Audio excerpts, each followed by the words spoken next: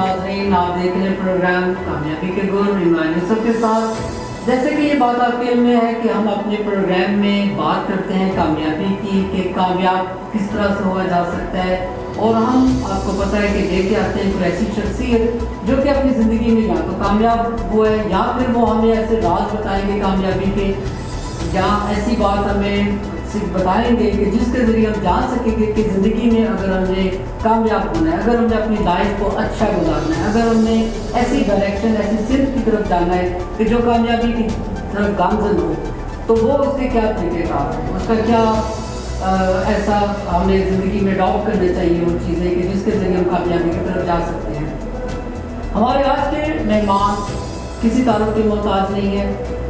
उनका बुनियादी जो उनका ताल्लुक है वो माइंड साइंसेस के हैं।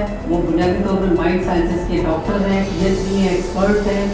उन्होंने दुनिया की ना सिर्फ पाकिस्तान बल्कि दुनिया की यूनिवर्सिटीज़ में इस टॉपिक को बढ़ाया है।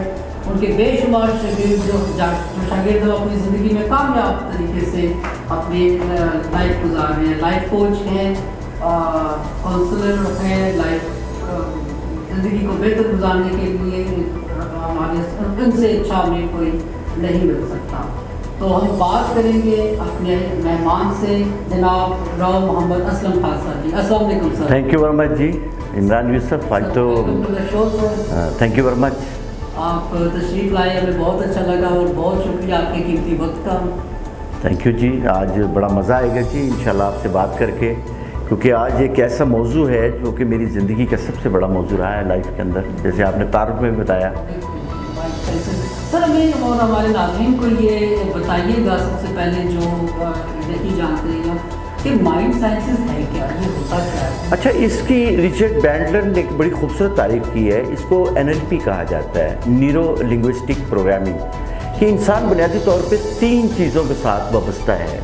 सबसे पहला है कि उसका माइंड, कि वो सोचता क्या है। दूसरा है कि वो बोलता क्या है, उसकी लिंग्विस्टिक क्या है। तीसरा है कि वो जिसकी बॉडी जो है रिएक्ट कैसे करती है। तो बुनियादी तौर पे इंसान 3 चीज़ों के अंदर ही रहता है, यानी सोचता है, बोलता है और रिएक्ट करता है कोई भी।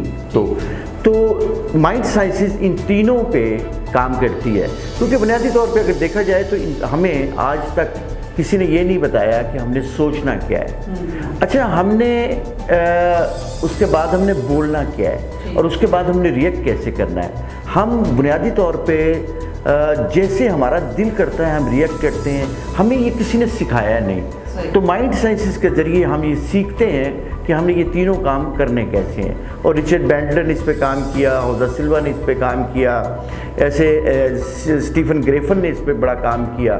तो बहुत से लोग इसके अंदर हैं जिन्होंने बहुत ज़्यादा इसके अंदर काम किया। एडवर्ड डी बोनो ने बहुत काम किया इसके ऊपर। तो हम वो जो तालीम उनकी है वो लोगों तक पहुंचाते हैं। ज़बरदस्त हो गया। अच्छा सर, हमें ये कैसे पता चलेगा, जैसे आपने फरमाया कि अल्लाह ताला ने ये चीज़ें रखी है और इसको NLP का आपने हवाला दिया, तो क्या NLP ये माइंड साइंसेस हमें ये बताएगी कि मेरे अंदर क्या क्या सलाहियतें हैं, और एक आम आदमी को, एक इंसान को ये कैसे पता चलता है कि मेरे अंदर सलाहियतें, ये कैपेसिटी, एबिलिटीज़, कैपेबिलिटीज़ वो है क्या? हाँ, ये देखें, अल्लाह सुब्हानहू ताला ने इंसान को बुनियादी तौर पर, देखें कोई भी जानवर है ना, या कोई रेप्टाइल्स है, जितने भी हैं, ये सारे बने बनाए आते हैं। एक इंसान की वाहिद मखलूक इंसान है जो बना हुआ नहीं आता।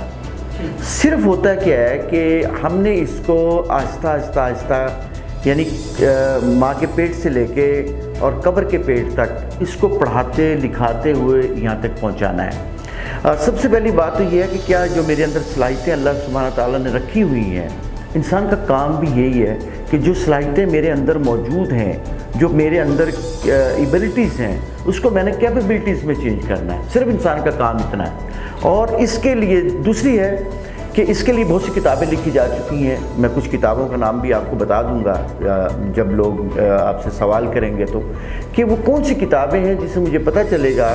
उन्होंने बताया कि बेसिकली इंसान जो है वो 9 तरह से होते हैं, और 9 में से मैं कौन सा इंसान हूँ। तो अगर मैं अपनी वो सलाहियतों को देख लूँ जो मेरे अंदर है, मसलन मेरे अंदर जो इंट्रा पर्सनल स्किल है, तो मैं बेशुमार लोगों से मुलाकात करता हूँ सुबह से लेकर शाम तक। एक आदमी उसमें नहीं है ये वाली सलाहियत, तो वो क्या करे, تو بنیادی طور پہ انسان کے اندر جو صلاحیتیں موجود ہیں، اور وہ آپ کو کتابوں سے مل جائے گا، آپ کو بڑے بڑے لوگوں سے مل جائے گا، بڑے انسانوں سے مل جائے گا کہ وہ صلاحیتیں میرے اندر کیسے ہیں۔ جب ہم کہتے ہیں اپنی ماں کے دنیا کے اندر کہ سب سے زیادہ جب ماں کی گود میں انسان بچہ پیدا ہوتا ہے اور ماں کی گود میں آتا ہے تو سب سے پہلی درسگاہ اس کی ماں ہوتی ہے، تو کیا اس کی ماں کو پتہ ہے کہ بچے کی صلاحیتیں کیا ہیں؟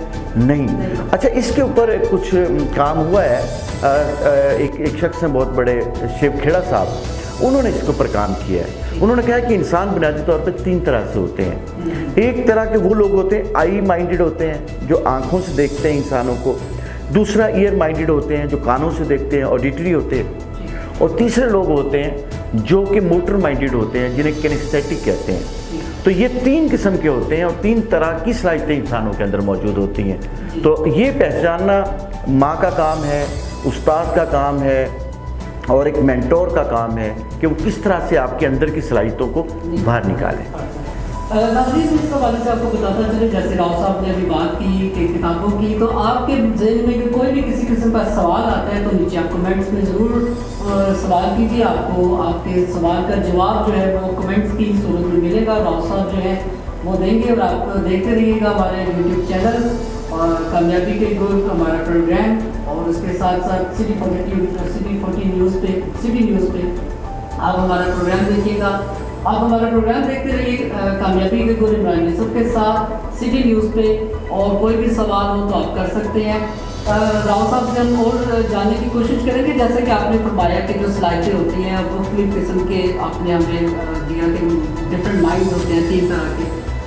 اچھا، کیا ایک کامیاب شخص جو ہے اس نے جو کیا اپنی لائف میں، جو اس کی ہیبٹس تھی، جو اس کو آؤٹ پٹ جو اس کو ملی، جو اس کو فیڈ کیا گیا بچپن سے، جو اس کے مائنڈ میں، کیا وہ دوسرا کوئی شخص اگر کرے گا تو اس کو بھی وہی پیرامیٹر، وہی کچھ اس کو اختیار کرنے ہوں گے، تو کیا وہی اس کو کامیابی مل سکتی ہے؟ میرے سوال کا مقصد یہ ہے کہ کیا ایک جیسا رزلٹ مل سکتا ہے ایک طرح؟ ہاں، آپ جو بات کہنا چاہ رہے ہیں وہ ہے ماڈلنگ۔ کیا اگر فرض کریں کہ کسی شخص نے جو ہے وہ کوئی مثلا ایک مثال دیتے ہیں، سب سے پہلے تو ہم نا کامیابی کو ڈیفائن کریں کہ کامیابی ہوتی کیا ہے، کیونکہ عبدالستار ایدھی صاحب کی کامیابی کوئی اور ہوگی، اور ہمارے آصف علی زرداری صاحب کی کامیابی کچھ اور ہوگی، کیونکہ یہ ایک سبجیکٹو جو اپروچ ہوتی ہے کہ یہ مجھ پہ منحصر ہے کہ میں اپنی زندگی کو کس طرح سے گزارنا چاہتا ہوں۔ کامیابی جو ہوتی ہے نا وہ یہ ہے کہ اچھا، یہ کوئی یہ ڈیسٹینیشن نہیں ہوتی کوئی کامیابی، یہ جرنی ہے صرف۔ ناظرین، یہ بہت اہم بات ہے، یہ نوٹ کرنے والی بات ہے کہ کامیابی ایک ایسا نہیں ہے کہ جو منزل ہے، یہ رستہ ہے، بہت خوبصورت۔ ہاں، یہ رستہ ہے، اور میں سمجھ سکتا ہوں کہ دیکھیں ایک آدمی 80-85 سال کی اپنی زندگی گزارتا ہے، 110 سال کی زندگی گزارتا ہے، اور وہ اس طرح سے کچھ حاصل نہیں کر پاتا اپنی زندگی میں، اور جبکہ حضرت امام حسین علیہ السلام کی عمر تو زیادہ نہیں تھی، لیکن آج بھی آپ دیکھیں کہ اقبال کو یہ کہنا پڑا ہے کہ اسلام زندہ ہوتا ہے ہر کربلا کے بعد۔ تو اس لیے میرے خیال کے مطابق کامیابی یہ آپ نے متعین کرنی ہے کہ میں زندگی کو کس طرح گزارنا چاہتا ہوں، کیونکہ ہمارے پاس جو اسپین آف ٹائم ہے نا، وہ تو آپ دیکھیں کہ قبر سے لے کے اور پیدائش سے لے کے قبر تک کا ایک اسپین ہمیں دیا گیا ہے، اس کو میں نے کیسے گزارنا ہے؟ وہ کہتے ہیں نا کہ تیری اے شمع تیری عمر طبی ہے ایک رات، ہنس کر گزار یا اسے رو کر گزار دے۔ دیکھنا تو یہ کہ میں اس اسپین کو گزارتا کیسے ہوں۔ اچھا، اس میں یہ چیز ہے کہ میرے اندر جو صلاحیتیں جو میرا استاد متعین کرے گا، دیکھیں اقبال کو نہیں پتا تھا کہ وہ اقبال ہے، اگر اس کی زندگی میں میر حسن نہ آتے تو میر حسن نے متعین کیا اور کہ اس کو راستہ کون سا دینا ہے، اور اس نے اس کے اندر جو چیزیں صلاحیتیں تھیں اس کو نکھار کے سامنے لے کے آئے۔ پھر کیا ہوا کہ وہ دنیا کا ایک بہترین شاعر ہی نہیں، ایک ریفارمر بھی بنے۔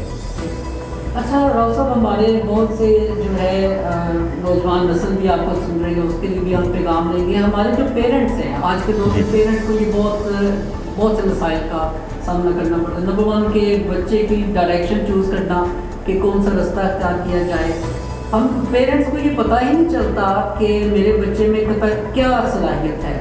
وہ ماموں نے کہہ دیا کہ یہ رستہ، یا انکل نے کہہ دیا، اس نے کہہ دیا، یا دوست جا رہے ہیں، تو ایز اے پیرنٹس हमारे क्या फ़राइज़ होंगे कि हम अपने बच्चे की जो सलाहियत है उसके मुताबिक उसकी जो जॉब है या उसका जो नेचर ऑफ जॉब है, जो उसका रास्ता है ज़िंदगी का, वो हम तयन कैसे करें, तो वो कैसे हम जज कर सकते हैं कि ये देखें, पूरी दुनिया के अंदर अब तो चेंज आई है बहुत बड़ी, और यूरोप में ख़ासकर अमेरिका में जो वालिदैन होते हैं उनको पेरेंटिंग सिखाई जाती है कि अब जितने डिसिप्लिन आ गई यूनिवर्सिटीज़ के अंदर और जिस किस्म की तालीम इस वक्त आ गई दुनिया के अंदर और जिस किस्म के सब्जेक्ट दुनिया के अंदर आगे हुए हैं, उनके साथ पूरा उतरने के लिए आपको वालिदैन को भी आगे जाना पड़ेगा। मसलन मैं मिसाल देता हूँ कि हमारे वालिदैन को तो ये जो एंड्रॉयड मोबाइल है ये ऑपरेट करना ही नहीं आता।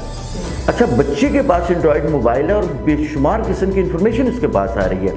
बाप कोई बात करना चाहता है, बेटा गूगल पे निकाल करके सर्च करके उसके सामने रख देता है कि नहीं पापा आप गलत कह रहे हैं, ये सही कह रहा है। तो बुनियादी तौर पे यूरोप ने तो ये सोच लिया है कि हम अपने जो वालिदैन हैं, जो उनके पेरेंट्स हैं, इनको पेरेंटिंग सिखाएंगे, और दुनिया के जो बड़े बड़े जो लीडर्स हैं, जो बड़े बड़े इस वक्त रिफॉर्मर्स हैं या बड़े बड़े जो ट्रेनर्स हैं, वो सब इस पेरेंटिंग में इस वक्त यूरोप में सिखा रहे हैं। लेकिन हमारे यहाँ क्योंकि ये एक साइकोलॉजिकल और साइकोसोमैटिकल है, तो लोग अपनी अना समझ के किसी ट्रेनिंग का हिस्सा नहीं बनते, क्योंकि वो आपको समझते हैं कि हम अपने बच्चों के सामने जो इन्फीरियर हो जाएंगे।